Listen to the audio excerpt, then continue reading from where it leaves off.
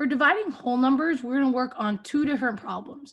We're going to do 625 divided by 5 and 78 divided by 8. Again, if you remember our division acronym, it goes divide, multiply, subtract, bring it down, bring it back. So again, if we have 625, we always put that inside the division bracket. So this is called the dividend, and this is our divisor. So we're basically saying how many 5s fit into 625. So divide means how many times does it fit? So 5 fits into 6 one time. Then we multiply, we take 1 and we multiply it by 5 and put that right here. Then we subtract. So 6 minus 5 is 1. And then we bring it down. So we bring down the 2 and we bring it back, meaning we start over. So how many 5s fit into 12? It fits 2 times. 5, 10, 15 is too big. So 3 is too big. So then we do multiplication again. We have 2 times 5, which is 10. And we subtract. Then we bring down the last number and bring it back. So how many 5s fit into 25? That fits exactly 5 times. And because it was exactly, there's no remainder. This is the answer. So if you have $625 and you split it up between 5 people, each of you gets $125. So let's work on the second one now, 78 divided by 8. Again, the first number always goes inside. So now we're saying how many 8s fit into 7? It doesn't fit. So we have to figure out how many 8s fit into 78.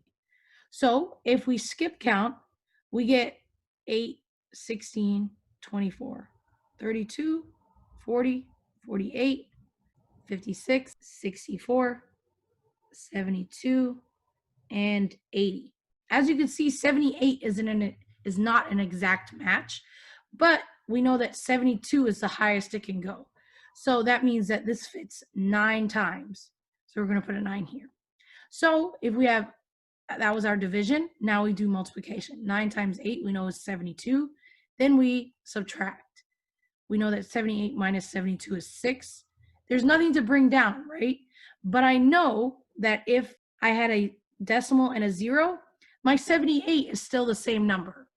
So I can move or cut this decimal and move it up here and move my 0 down. So now how many 8s fit into 60? So we can look at our chart. It fits right here, which is 7 times. So we're going to put a 7 here. 7 times 8 is, again, 56. If we subtract, we get a 4. And we can actually bring another 0 down because that doesn't change our number.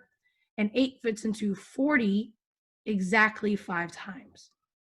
So if you had $78 and you split it up by 8 people, each person would get $9.75.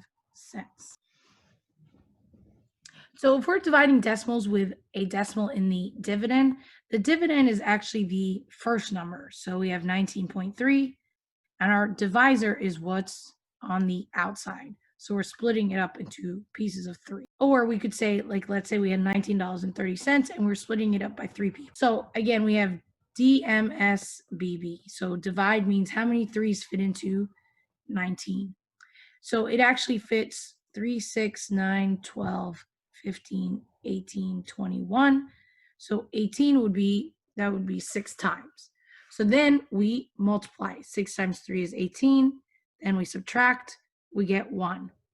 Then we bring it down. So we can bring down this 3 and move this decimal point up to our quotient.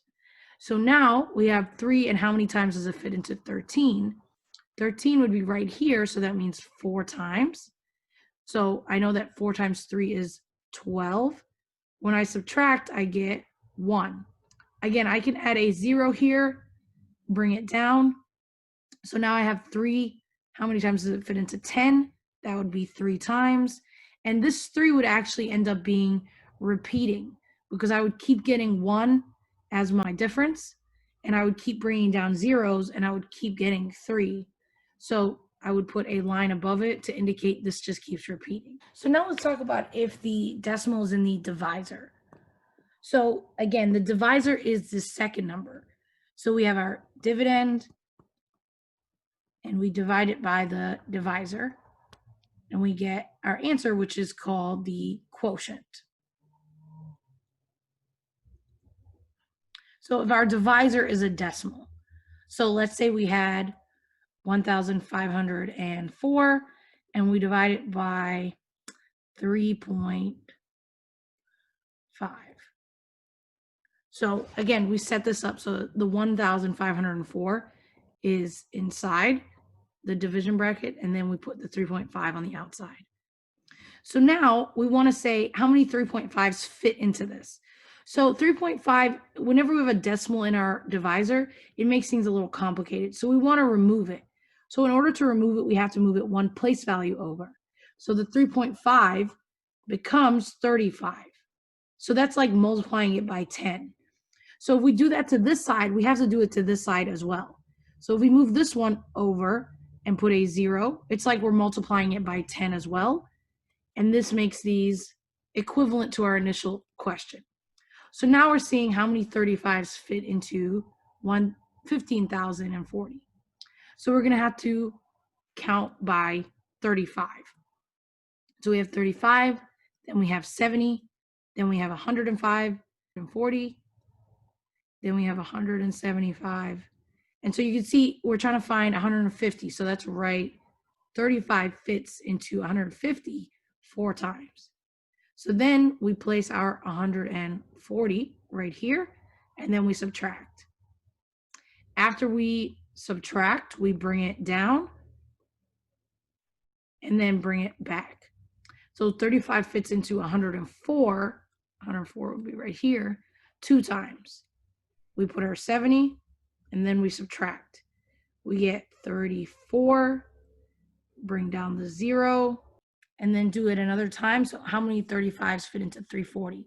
Well, we could keep adding 35, but I know that 35 times 10 is 350. So that means that 35 times 9 is just going to be 35 less than that. So that would equal 315. So I know that 35 will fit 9 times into 340. That will give me a 315. And I will have 25 left over. So at this point, we can put a decimal and a 0, bring down the 0, move the decimal up, and we can keep going. We can see how many 35s fit into 250, and we can keep going like that.